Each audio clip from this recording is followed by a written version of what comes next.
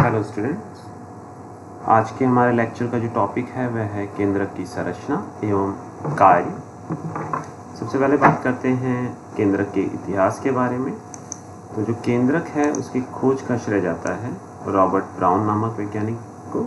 इन्होंने सन 1831 में केंद्रक की खोज की थी। डब्ल्यू वॉल्डेयर नामक वैज्ञानिक ने सन 1888 के अंतर्गत जो गुणसूत्र या क्रोमोसोम नाम है वो प्रपोज किया था। फोंटाना नामक वैज्ञानिक ने सन 1781 में केंद्रिक या न्यूक्लियोलस की खोज की थी। देख सकते हैं चित्र के अंदर, ये केंद्रक के अंदर एक क्षेत्र होता है जिसे केंद्रिक या न्यूक्लियोलस कहा जाता है। इसकी खोज का श्रेय जाता है फोंटाना नामक वैज्ञानिक को। जे हैमरलिंग नामक वैज्ञानिक द्वारा सन 1935 में यह बताया गया कि जो केंद्रक होता है वह जीव के परिवर्तन को नियंत्रित करता है। केंद्रक ही है जो जीव के परिवर्तन को नियंत्रित करता है। इन्होंने अपने प्रयोग एसिटाबुलेरिया नामक शैवाल पे किए थे। ये एक शैवाल है जो एक कोशिकीय होती है, बृहद आकार की एक कोशिकीय शैवाल है। यहाँ चित्र के माध्यम से देख सकते हैं, ये एसिटाबुलेरिया एल्गा है, यह शैवाल है। इसकी दो प्रजातियां हैं, एक है आपके एसिटाबुलेरिया मेडिटेरेनियम, दूसरी है एसिटाबुलेरिया ग्रैन्युलेटा।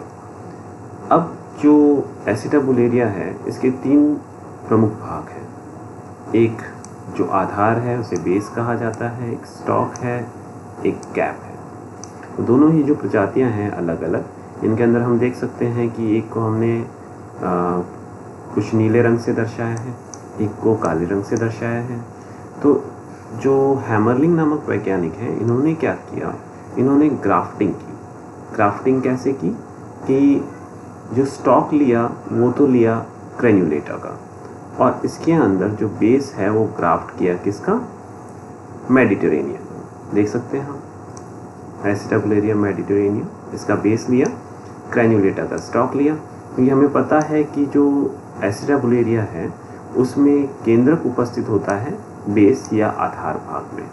तो हम देख सकते हैं कि जो वृद्धि या परिवर्तन हुआ वो किसका हुआ, एसिटाबुलेरिया मेडिटेरेनिया। जो कैप आई वो किसकी आई, एसिटाबुलेरिया मेडिटेरेनिया की आई, क्योंकि जो केंद्रक था वो कहाँ से लिया गया था, मेडिटेरेनियन से ही लिया गया था।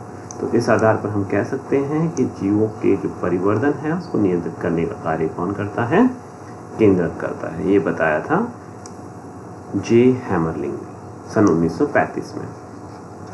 बात करें केंद्रक की संरचना के बारे में, तो जो सत्य न्यूक्लियस है, सत्य न्यूक्लियस से हमारा तात्पर्य है कि ऐसा न्यूक्लियस जिसके चारों ओर जो झिल्ली है, केंद्रक कला है, वह उपस्थित हो, वह सत्य न्यूक्लियस या ट्रू न्यूक्लियस कहलाता है। इसको देखा जा सकता है इंटरफेस के दौरान। बात करते हैं इंटरफेस क्या होती है। तो जो कोशिका चक्र होता है जिसमें हम कहते हैं कि कोशिका में पहले जो आनुवंशिक पदार्थ है उसका प्रतिकृतिकरण होता है, तत्पश्चात उसका विभाजन होता है। उस कोशिका चक्र को निम्न अवस्थाओं में बांटा जा सकता है, जहाँ पे अपने को G1 फेज देखने को मिलती है, S फेज देखने को मिलती है, G2 फेज होती है, और एक फेज होती है जिसे कहा जाता है M फेज। तो विभिन्न प्रवस्थाओं में जो कोशिका चक्र है उसको बांटा गया है। तो जो एस फेज है ये एक इम्पॉर्टेंट फेज होती है, और इस फेज के दौरान होता क्या है कि गुणसूत्रों का प्रतिकृतिकरण होता है। यह आनुवंशिक जो पदार्थ होता है उसका द्विगुणन हो जाता है इस अवस्था में। और जो माइटोसिस है या एम फेज होता है, इसमें विभिन्न प्रकार की उप अवस्थाएं होती है। प्रोफेज है, मेटाफेज है, एनाफेज है, टीलोफेज है। तो इन प्रवस्थाओं के द्वारा जब कोशिका गुजरती है तो जो केंद्रक है उसका विभाजन हो जाता है। ठीक है, तो जो विभाजन अवस्था है इसको पूरे दो भागों में बांट सकते हैं। एक तो आपके केंद्रक विभाजन हो गया और एक हो गया कोशिका द्रव्य का विभाजन। तो जो केंद्रक विभाजन है उसमें विभिन्न प्रकार की उप अवस्थाएं हैं, यानी प्रोफेज है, मेटाफेज है, एनाफेज है और टीलोफेज है। तो जब तक कोशिका इंटरफेज में रहती है, इंटरफेज कहलाता है G1 से लेकर के और G2 तक का जो फेज है, इस अवस्था को कहा जाता है इंटरफेज या अंतरावस्था। तो जो अंतरा अवस्था के दौरान है, इस दौरान जो केंद्रक है इसके चारों ओर जो झिल्ली है वह उपस्थित रहती है, इसलिए इसे कहा जाता है कि इस दौरान हम सत्य न्यूक्लियस या ट्रू न्यूक्लियस को देख सकते हैं। लेकिन जैसे ही कोशिका एंटर करती है प्रोफेज अवस्था के अंदर, तो देखा जाता है कि जो केंद्रक झिल्ली है वो विलुप्त हो जाती है या ये छोटे छोटे वेसाइकल्स में परिवर्तित हो जाती है और कोशिका की परिधीय क्षेत्र में चली जाती है। तो इस समय हमको सत्य न्यूक्लियस देखने को नहीं मिलता है। इस समय जो केंद्रक है उसके चारों ओर केंद्रक झिल्ली उपस्थित नहीं रहती है। तो सत्य न्यूक्लियस अगर अपने को देखना है तो अपने को अंतरावस्था या इंटरफेज में जाना पड़ेगा। संरचना की बात करें केंद्रक की, तो हम देख सकते हैं कि यहाँ पे एक बाह्य झिल्ली है, एक आंतरिक झिल्ली है। आंतरिक व बाह्य झिल्ली के बीच में परिकेंद्रकीय पेरीन्यूक्लियर स्पेस, परिकेंद्रकीय अवकाश देखने को मिल सकता है दोनों झिल्लियों के बीच में। साथ ही यहाँ उपस्थित होते हैं न्यूक्लियर पोर, ये केंद्रक छिद्र होते हैं जो केंद्रक झिल्ली के ऊपर उपस्थित रहते हैं। साथ ही जो रफ एंडोप्लाज्मिक रेटिकुलम या अंतःप्रद्रवी जालिका होती है, जो केंद्रक की बाह्य झिल्ली होती है, वही अंतःप्रद्रवी जालिका की झिल्ली का निर्माण करती है। ठीक है। और केंद्रक का जो आनुवंशिक पदार्थ है उसे कहा जाता है क्रोमेटिन, डीएनए इसके अंदर उपस्थित रहता है। और जो केंद्रक झिल्ली है उसके नीचे इंटरमीडिएट फिलामेंट से निर्मित एक न्यूक्लियर लैमिना होती है जो केंद्रक झिल्ली को स्थायित्व प्रदान करती है। देख सकते हैं हम कि न्यूक्लियस केंद्रक जो है वो एक दोहरी झिल्ली से परिबद्ध कोशिकांग है, और जो आउटर मेम्ब्रेन या बाह्य झिल्ली होती है वो एंडोप्लाज्मिक रेटिकुलम की झिल्ली का निर्माण भी करती है। दोनों झिल्लियों के मध्य के अवकाश को पेरीन्यूक्लियर स्पेस कहा जाता है, जिसका आकार होता है 20 से 25 nm का। जो केंद्रक है वो largest membrane bound cell organelle है जंतु कोशिका के अंतर्गत। और न्यूक्लियर जो मेम्ब्रेन है या केंद्रक की जो झिल्ली है उसके ऊपर विभिन्न प्रकार के छिद्र उपस्थित होते हैं। यह छिद्र विविध प्रकार के प्रोटीन से निर्मित होते हैं। ये विविध प्रकार के प्रोटीन मिलकर के एक कॉम्प्लेक्स का निर्माण कर देते हैं और ये कॉम्प्लेक्स कहलाता है न्यूक्लियर पोर कॉम्प्लेक्स। ये कॉम्प्लेक्स कहलाता है न्यूक्लियर पोर कॉम्प्लेक्स। यानी जो हमने बात की थी न्यूक्लियर पोर्स की, तो ये पोर्स को रेगुलेट करने का कार्य करते हैं विभिन्न प्रकार के प्रोटीन, और ये प्रोटीन आपस में मिलकर के एक कॉम्प्लेक्स बनाते हैं। वो कॉम्प्लेक्स कहलाता है न्यूक्लियर पोर कॉम्प्लेक्स। अब जो न्यूक्लियर पोर है उसकी जो साइज होती है वह होती है 9 nm। देख सकते हैं हम यहाँ पे भी चित्र की सहायता से 9 nm इसकी साइज होती है। अगर इसकी संरचना की बात करें तो यहाँ पे केंद्रक झिल्ली है और केंद्रक झिल्ली के बाहर की तरफ कोशिका द्रव्य है और अंदर की तरफ क्या है, केंद्रक द्रव्य है। केंद्रक का जो द्रव्य होता है उसे केंद्रक द्रव्य कहते हैं और कोशिका का द्रव्य होता है उसे कहा जाता है कोशिका द्रव्य। तो कोशिका द्रव्य की तरफ इस प्रकार के प्रोटीन कॉम्प्लेक्सेस उपस्थित रहते हैं और ये मिल करके एक रिंग छल्लेनुमा संरचना का निर्माण कर लेते हैं। इस रिंग को कहा जाता है साइटोप्लाज्मिक रिंग और इसके ऊपर फिलामेंट्स तंतु उपस्थित होते हैं। उन तंतुओं को कहा जाता है कोशिका द्रव्य तंतु या साइटोप्लाज्मिक फिलामेंट। बीच का जो छिद्र होता है इसे कहा जाता है सेंट्रल ट्रांसमीटर। इसी प्रकार से जो रिंग केंद्रक द्रव्य की तरफ उपस्थित होती है उसे कहा जाता है न्यूक्लियोप्लाज्मिक रिंग और इसके ऊपर उपस्थित तंतु कहलाते हैं न्यूक्लियोप्लाज्मिक फिलामेंट्स। और ये जो दोनों प्लेट्स हैं ये सेंट्रल ट्रांसमीटर के साथ में इन स्पोक्स के द्वारा जुड़ी हुई रहती हैं।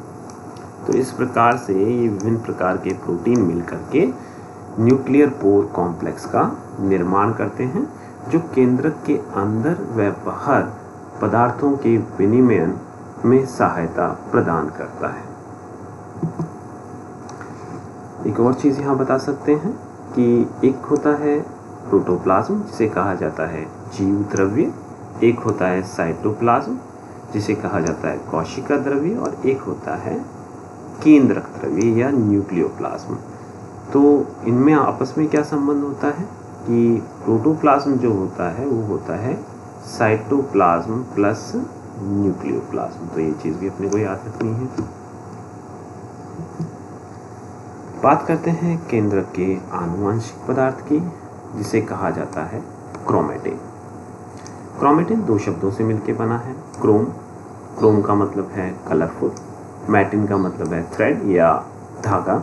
तो यह इसे सीधे शब्दों में ऐसे कहा जा सकता है कि यह एक रंगीन धागे नुमा संरचना होती है। अगर हम इंटरफेस जो अपने बात की थी कोशिका चक्र की अंतरावस्था, उसके दौरान जो केंद्रक है उसको देखें इलेक्ट्रॉन सूक्ष्मदर्शी के अंतर्गत, तो जो डीएनए है वो कॉइल हुआ रहता है किसके चारों ओर? हिस्टोन के चारों ओर। यानी कि जो डीएनए है वो लिपटा हुआ रहता है प्रोटीन्स के चारों ओर। इन प्रोटीन्स को कहा जाता है हिस्टोन प्रोटीन्स। ऐसा इसलिए होता है क्योंकि जो डीएनए होता है, अपने को पता है डीएनए किस किस चीज़ से मिलकर बना हुआ है। इसके अंदर होते हैं नाइट्रोजनस बेस, साथ ही होते हैं इसके अंदर पेंटोस शुगर, और पेंटोस शुगर के साथ देखने को मिलते हैं अपने को फॉस्फोरिक अम्ल या फॉस्फेट्स। तो जो फॉस्फेट्स होते हैं ये डीएनए को आवेशित कर देते हैं, कैसे? ऋणात्मक। साथ ही जो हिस्टोन होते हैं ये प्रोटीन है। अब हिस्टोन अगर प्रोटीन है तो प्रोटीन होते हैं अमीनो अम्लों के बहुलक, यानी अमीनो अम्ल आपस में जुड़ करके प्रोटीन्स का निर्माण करते हैं। तो जो प्रोटीन्स, या यूँ कह दें कि जो अमीनो अम्ल हिस्टोन प्रोटीन्स का निर्माण करते हैं वह होते हैं क्षारीय अमीनो अम्ल। और जो क्षारीय अमीनो अम्ल होते हैं इन पे जो चार्ज होता है वो होता है धनात्मक। तो ये ऋणात्मक और धनात्मक चार्ज होने की वजह से ये आयनिक इंटरेक्शन के द्वारा जो डीएनए है वह कॉइल हो जाता है किसके चारों ओर? हिस्टोन प्रोटीन के चारों ओर। बात करते हैं इसी में आगे न्यूक्लियोसोम के बारे में, या पहले बात करते हैं एक मॉडल जो कहा जाता है beads on A sting model. तो जो न्यूक्लियोसोम है, या यूँ कहते हैं कि जो इंटरफेस के दौरान डीएनए कॉइल रहता है किसके चारों ओर? हिस्टोन प्रोटीन के चारों ओर। वो इस प्रकार से प्रदर्शित होता है कि जो डीएनए है वो इस प्रकार से कॉइल रहता है इन प्रोटीन्स के चारों ओर। तो प्रोटीन का कोर होता है जिसे कहा जाता है न्यूक्लियोसोमल कोर, और इस कोर के चारों ओर जो डीएनए है वो कॉइल रूप में रहता है। तो ये एक माला के समान प्रदर्शित होते हैं, जिसके अंदर जो मोती हैं अपन मान सकते हैं कि वो हिस्टोन प्रोटीन हो गए, और जो धागा है वो है डीएनए का। तो इसे कहा जाता है beads on a string model. बात करें इसकी संरचना के बारे में, तो न्यूक्लियोसोम्स क्या होते हैं पहले उसके बारे में बात करते हैं।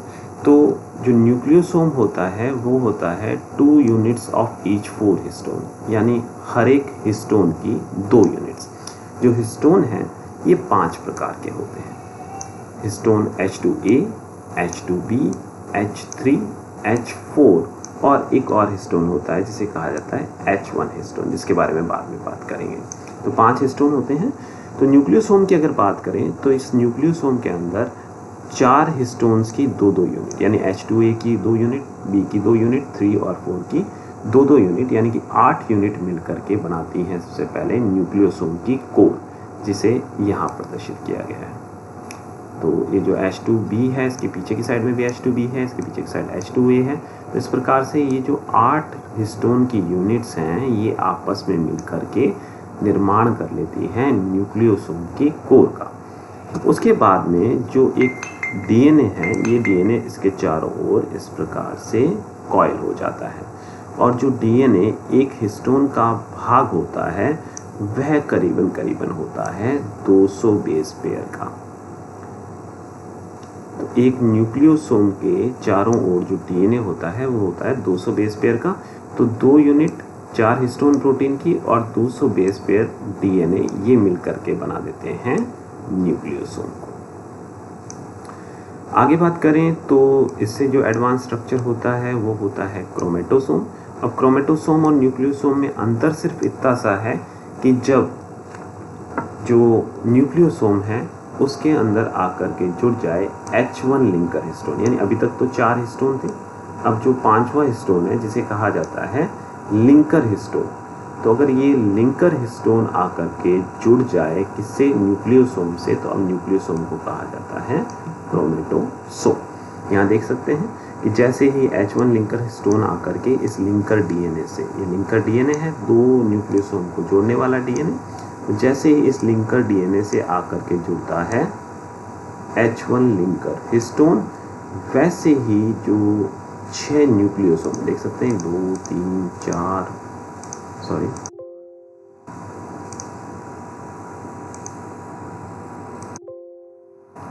और 6, तो 6 जो आपके न्यूक्लियोसोम हैं उनको आपस में कंडेंस संघनित कर देता है और निर्माण कर देता है किसका, 30 nm फाइबर का। इस अवस्था को कहा जाता है 30 nm फाइबर अवस्था या सोलेनॉइड अवस्था के नाम से भी इसको जाना जाता है। उससे पहले न्यूक्लियोसोम था, न्यूक्लियोसोम पे आकर के बाइंड हुआ H1 लिंकर हिस्टोन प्रोटीन और लिंकर हिस्टोन प्रोटीन के बाइंड होते ही क्या हुआ, 6 जो न्यूक्लियोसोम हैं उनको कंडेंस करके इसने स्ट्रक्चर बना दिया जिसका डायमीटर था वो था 30 nm, इसलिए कहा जाता है इसको 30 nm फाइबर। उसके बाद में ये जो सोलेनॉइड है या 30 nm फाइबर हैं ये आगे जाकर के जुड़ जाते हैं कुछ स्कैफोल्ड प्रोटीन्स के साथ में। उसके जुड़ने के पश्चात ये और संघनित संरचना का निर्माण कर लेते हैं और इस संरचना को कहा जाता है क्रोमेटिड्स। इसके बाद में जो 2 क्रोमेटिड्स हैं वो आपस में सेंट्रोमियर नामक स्थान से जुड़ कर बना देते हैं क्रोमोसोम्स को। तो इस प्रकार से जो केंद्रक है उसके अंदर जो क्रोमेटिन आनुवंशिक पदार्थ है कोशिका चक्र या कोशिका विभाजन के समय संघनित होकर के वे क्रोमोसोम्स का निर्माण कर लेते हैं। अब जो क्रोमेटिन है वह 2 प्रकार का होता है, एक को कहा जाता है यूक्रोमेटिन, दूसरे को कहा जाता है हेट्रोक्रोमेटिन। अंतर क्या है इनके अंदर, जो क्रोमेटिन या केंद्रक का आनुवंशिक पदार्थ है उसको अभिरंजित किया जा सकता है कुछ केंद्रक अभिरंजकों के द्वारा, जैसे कि एसिटोकार्मिन हो गया। तो जब केंद्रक के आनुवंशिक पदार्थ को अभिरंजित किया जाता है तो वह क्षेत्र जो हल्के रंग से अभिरंजित होते हैं उन्हें कहा जाता है यूक्रोमेटिन, और जो गहरे रंग से अभिरंजित होते हैं उन्हें कहा जाता है हेट्रोक्रोमेटिन। अब इन दोनों क्षेत्रों के अंदर कुछ संरचनात्मक विभेदन भी देखने को मिलता है। अब जो यूक्रोमेटिन है वह लूजली कॉइल्ड होता है। लूजली कॉइल्ड मतलब कि जो आपके हिस्टोन प्रोटीन है और डीएनए है इनके मध्य जो इंटरेक्शन है, आयनिक इंटरेक्शन, वो लूज होते हैं या कम आयनिक इंटरेक्शन देखने को मिलते हैं। या दूसरे शब्दों में ये कह दें कि जो हिस्टोन प्रोटीन है उस पर धनात्मक आवेश कम होता है, या दूसरे शब्दों में कह सकते हैं कि डीएनए में ऋणात्मक आवेश कम कर दिया जाता है, जिसके वजह से ये आपस में लूजली बाइंड होते हैं, ज़्यादा कॉम्पैक्ट इंटरेक्शन इनका देखने को नहीं मिलता। और इसी अवस्था के अंदर जो गुणसूत्र है या क्रोमेटिन है उसका क्या किया जा सकता है, प्रतिकृतिकरण किया जा सकता है। तो ये जल्दी प्रतिकृतिकृत होने वाले क्षेत्र हैं क्रोमेटिन के। दूसरी तरफ देखें हेट्रोक्रोमेटिन का, तो यहाँ पे जो डीएनए है और जो हिस्टोन है इनके मध्य इंटरेक्शन बहुत टाइट होता है, जो आयनिक इंटरेक्शन है वो बहुत टाइट होता है, इसलिए इन्हें कहा जाता है टाइटली कॉइल्ड रीजन, संघनित रूप से उपस्थित रहते हैं और इस क्षेत्रों में प्रतिकृतिकरण नहीं किया जा सकता, इसलिए ये लेट रेप्लिकेटिंग या देरी से प्रतिकृतिकृत होने वाले क्षेत्र हैं। चित्र के माध्यम से भी अपन देख सकते हैं कि जो गहरे रंग से अभिरंजित हो रहे हैं ये क्षेत्र कहलाते हैं हेट्रोक्रोमेटिन, और जो हल्के रंग से अभिरंजित हो रहे हैं वह कहलाते हैं यूक्रोमेटिन क्षेत्र। एक और चीज़ यहाँ पे बताई जा सकती है वो है न्यूक्लियोसाइटोप्लाज्मिक रेशियो, जिसे न्यूक्लियोप्लाज्मिक इंडेक्स या एनपी के नाम से भी जाना जाता है। इसे एक सूत्र के द्वारा प्रदर्शित किया जा सकता है, जहाँ पे जो Vn है, Vn का मतलब है वॉल्यूम ऑफ द न्यूक्लियस यानी कि केंद्रक का आयतन, और Vc है वो है कोशिका द्रव्य का आयतन। इसके बारे में सर्वप्रथम बताने वाले जो वैज्ञानिक थे वह थे आर हर्टविग। उन्होंने कहा कि प्रत्येक कोशिका में जो केंद्रक और कोशिका द्रव्य है उसका एक निश्चित अनुपात होता है, उस अनुपात को कहा जाता है न्यूक्लियोप्लाज्मिक इंडेक्स। और इस अनुपात में यदि कमी देखने को मिलती है, जो एनपी रेशियो है उसके अंदर कमी देखने को मिलती है, इसका मतलब है कि जो कोशिका विभाजन है वो आरंभ हो गया है कोशिका के अंदर। आगे बात करते हैं केंद्रिक या न्यूक्लियोलस के बारे में। जो न्यूक्लियोलस है इसे बेसिकली कहा जाता है site for the ribosome biogenesis, यानी कि राइबोसोम या आरआरएनए के जैविक जनन की जगह या स्थान ये कहलाता है न्यूक्लियोलस। अब न्यूक्लियोलस जो है उसका निर्माण होता है डीएनए या कह दें उसके अंदर उपस्थित रहते हैं डीएनए, आरएनए और प्रोटीन। अब होता यूँ है कि जो आनुवंशिक पदार्थ है वह कहलाता है क्रोमेटिन। अब जो आनुवंशिक पदार्थ है जिसे डीएनए कहा जाता है, इस डीएनए का होता है ट्रांसक्रिप्शन या अनुलेखन जिसे कहा जाता है, जिससे बनता है आरएनए। अब जो आरएनए है ये 3 प्रकार का होता है, एमआरएनए हो गया, टीआरएनए हो गया, एमआरएनए आगे जाकर के प्रोटीन का निर्माण करता है, और आरआरएनए हो गया। अब टीआरएनए और आरआरएनए जो है वो एमआरएनए के अनुवादन में सहायता करते हैं। और अगर यूकैरियोटिक कोशिका की बात की जाए तो जो आरआरएनए है यह 4 प्रकार का है, 28S होता है, 18S, 5.8S और 5S। तो डीएनए का वह क्षेत्र जिसके अंदर आरआरएनए के जीन उपस्थित होते हैं, ठीक है।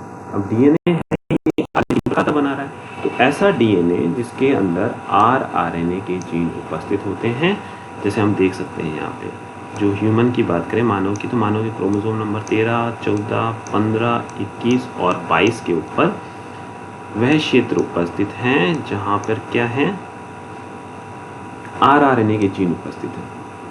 तो यह जीन वह क्षेत्र डीएनए का जहाँ पे आरआरएनए के जीन उपस्थित होते हैं वह कहलाता है न्यूक्लियोलर ऑर्गेनाइजिंग रीजन, यानी वह रीजन जो न्यूक्लियोलस का निर्माण करता है। तो अब जो क्रोमोसोम्स का यह रीजन है, क्योंकि ये आपस में कुंडलित हैं, ये एक ही स्थान पे आ जाता है। इन गुणसूत्रों का यह क्षेत्र एनओआर वाला क्षेत्र ये एक ही जगह पर एकत्र हो जाता है और एक ही जगह पर एकत्र हो करके ये निर्माण करता है न्यूक्लियोलस का। मतलब वह क्षेत्र जहाँ पर डीएनए से आरआरएनए का अनुलेखन हो रहा है वह क्षेत्र यहाँ पे निर्मित हो जाता है, जिसे कहा जाता है न्यूक्लियोलस। न्यूक्लियोलस की अगर बात की जाए तो न्यूक्लियोलस के 3 प्रमुख क्षेत्र होते हैं। एक होता है फाइब्रिलर क्षेत्र, यहाँ देख सकते हैं चित्र के माध्यम से भी, फाइब्रिलर सेंटर। इस फाइब्रिलर सेंटर में ट्रांसक्रिप्शन होता है, यानी डीएनए से आरआरएनए का निर्माण होता है यहाँ पे। दूसरा जो क्षेत्र होता है वो कहलाता है डेंस फाइब्रिलर कंपोनेंट, और इस डेंस फाइब्रिलर कंपोनेंट में एक प्रोटीन उपस्थित होता है जिसे फाइब्रिलिन कहा जाता है। ये फाइब्रिलेरिन जो प्रोटीन होता है यह आरआरएनए की प्रोसेसिंग का काम करता है, यानी कि उसे एक्टिव रूप में या एक्टिव आरआरएनए में परिवर्तित करने का कार्य जो करता है यह फाइब्रिलेरिन नामक प्रोटीन करता है। किस क्षेत्र में? डेंस फाइब्रिलर क्षेत्र के अंदर। तीसरा जो क्षेत्र होता है न्यूक्लियोलस का उसे कहा जाता है ग्रैन्युलर कंपोनेंट या ग्रैन्युलर क्षेत्र। इस क्षेत्र के अंदर प्रोटीन उपस्थित होता है जिसे कहा जाता है न्यूक्लियोफॉस्मिन, और न्यूक्लियोफॉस्मिन भी हेल्प करता है, सहायता करता है राइबोसोम्स के जैविक जनन के अंदर। इसके अलावा एक चीज़ और यहाँ पर बताई जा सकती है कि जो 5S आरआरएनए है, यानी कि 4 प्रकार का आरआरएनए है, 28, 18, 5.8 और 5S। जो 28, 18 और 8 srRNA है, इसके जीन तो उपस्थित होते हैं NOR के ऊपर, या यूं कहते हैं कि इसके जीन तो उपस्थित रहते हैं न्यूक्लियोलस के अंदर, परंतु जो 5 srRNA हैं इसके जीन जो आपके केंद्रक है उसके अंदर उपस्थित है। तो ये क्षेत्र ही है, इसके अंदर कोई कंपार्टमेंटलाइजेशन इसके अंदर नहीं है, झिल्लियाँ इसके अंदर नहीं है, परंतु 5 srRNA के जो जीन है या ऐसा DNA जो 5 srRNA का निर्माण करता है वो न्यूक्लियोलस में उपस्थित ना रह करके न्यूक्लियस के अंदर उपस्थित रहता है। फिर इसका अनुलेखन करने के बाद इसको यहाँ पे जो ग्रैन्युलर क्षेत्र है यहाँ पे भेज दिया जाता है, और भेजने के पश्चात क्या होता है, जैसे कि हम जानते हैं जो कोशिका है उसमें जो केंद्रक है, केंद्रक के अंदर क्या होता है, DNA होता है। इस DNA का अनुलेखन होता है, अनुलेखन से बनता है mRNA, mRNA से निर्मित होते हैं, mRNA को भेज दिया जाता है कोशिका द्रव्य के अंदर, और कोशिका द्रव्य में आने के बाद में mRNA पर tRNA और राइबोसोम आकर के बाइंड होते हैं जो निर्माण करते हैं प्रोटीन का, और ये प्रोटीन निर्मित होने के पश्चात उन्हें भेज दिए जाते हैं न्यूक्लियस के अंदर, माइटोकॉन्ड्रिया के अंदर, क्लोरोप्लास्ट के अंदर, यानी कि जिन कोशिकांगों को जिस प्रोटीन की आवश्यकता होती है उनको उन कोशिकांगों में भेज दिया जाता है। ठीक इसी प्रकार से जो प्रोटीन थे जो केंद्रक के अंदर उपस्थित था DNA, उससे mRNA बना, mRNA को भेज दिया गया कहाँ पे, कोशिका द्रव्य के अंदर। उस कोशिका द्रव्य में mRNA से निर्मित हुए राइबोसोम के साथ जुड़ने वाले प्रोटीन, यानी कि जो राइबोसोम है बेसिकली वो एक राइबो न्यूक्लियो प्रोटीन है, उसके अंदर rRNA भी उपस्थित होता है और उसके साथ में कुछ प्रोटीन भी होते हैं। तो rRNA तो हमने संश्लेषित कर लिया फाइब्रिलर सेंटर पे, डेंस में उसकी प्रोसेसिंग हो गई, ग्रैन्युलर क्षेत्र में वह आ गया। तो अब जो राइबोसोम्स के प्रोटीन हैं उनका संश्लेषण तो हुआ कोशिका द्रव्य में, और कोशिका द्रव्य से इनको स्थानांतरित कर दिया गया कहाँ पे, न्यूक्लियोलस क्षेत्र के अंदर। अब राइबोसोम के प्रोटीन हैं वह जा कर के जुड़ जाते हैं rRNA के साथ में, जिससे निर्मित हो जाती हैं राइबोसोम की सब यूनिट्स, उप इकाइयाँ। क्योंकि हमें पता है कि अगर यूकैरियोट्स की बात की जाए तो यूकैरियोट्स के अंदर 2 टाइप के सब यूनिट होती है, एक लार्ज सब यूनिट होती है, एक स्मॉल सब यूनिट होती है।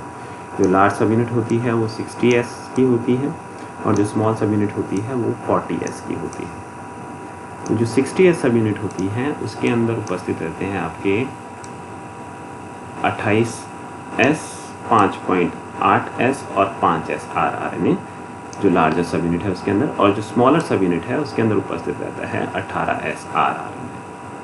ठीक है, इस प्रकार से लार्जर व सब स्मॉलर सब यूनिट्स जो होती हैं उनके प्रोटीन जा कर के पहले जुड़ जाते हैं उन rRNA के साथ, यानी कि जो आपके 28S है, 5.8S और 5S, ये तीनों मिल करके बना देते हैं लार्ज सब यूनिट को, और लार्ज सब यूनिट है वो जा करके लार्ज सब यूनिट के प्रोटीन्स के साथ में जुड़ जाती हैं, और जो स्मॉल सब यूनिट है 18S वाली उसके साथ में जुड़ जाते हैं स्मॉल सब यूनिट के प्रोटीन, और वो स्मॉल सब यूनिट्स का निर्माण कर देते हैं। तत्पश्चात इनकी असेंबली होने के बाद में इन सब यूनिट्स को भेज दिया जाता है साइटोप्लाज्म के अंदर, और साइटोप्लाज्म में आने के बाद में जो 60 और 40S है उन यूनिट्स की असेंबली होकर के निर्माण हो जाता है एक पूर्ण रूप से फंक्शनल राइबोसोम्स का। तो इस प्रकार से जो न्यूक्लियोलस है यह साइट होती है राइबोसोम्स के बायोजेनेसिस की। बात करते हैं केंद्रक के कार्यों के बारे में। तो सबसे पहला जो कार्य है वह है डीएनए का प्रतिकृतिकरण। जो डीएनए से डीएनए का निर्माण है वह कहलाता है डीएनए रेप्लिकेशन या डीएनए प्रतिकृतिकरण, और इस कार्य को करने वाला एंजाइम होता है डीएनए पॉलीमरेज। और ये जो प्रतिकृतिकरण का कार्य होता है, हमने बात की थी कोशिका चक्र की एस अवस्था के दौरान ये प्रतिकृतिकरण होता है। एस अवस्था में जो आनुवंशिक पदार्थ है उसका अमाउंट दुगुना हो जाता है, जो एम प्रवस्था के अंदर वापस 2 कोशिकाओं में समान रूप से बांट दिया जाता है। तो जो डीएनए रेप्लिकेशन का काम है ये केंद्रक के अंदर ही होता है, डीएनए से डीएनए का निर्माण। तो ये कार्य हो गया एक केंद्रक का। इसके अलावा जो ट्रांसक्रिप्शन है, जिसे कहा जाता है अनुलेखन, यानी कि आरएनए का निर्माण किससे? डीएनए से। डीएनए से आरएनए का निर्माण भी केंद्रक के अंदर ही होता है, और ये जो प्रोसेस होता है ये कहलाता है, प्रक्रिया कहलाती है अनुलेखन। इसके अतिरिक्त हमें पता है कि जो केंद्रक है वो जीव के आनुवंशिक गुणों को नियंत्रित करता है, क्योंकि जो केंद्रक है उसके अंदर आनुवंशिक पदार्थ उपस्थित है डीएनए, और डीएनए के ऊपर उपस्थित है जीन, जो जीव के आनुवंशिक लक्षणों को नियंत्रित करते हैं। कोशिका विभाजन, सेल डिवीजन के दौरान जो क्रोमेटिन, जैसे अपन ने बात की थी न्यूक्लियोसोम मॉडल के अंदर, कि जो क्रोमेटिन है वो कंडेंस हो जाता है, और कंडेंस होकर क्या बना लेता है? गुणसूत्रों का निर्माण कर लेता है, और ये कार्य भी न्यूक्लियस के अंदर ही होता है। इसके अलावा जो केंद्रिक है वहाँ क्या बनते हैं? राइबोसोम्स का निर्माण भी होता है। धन्यवाद।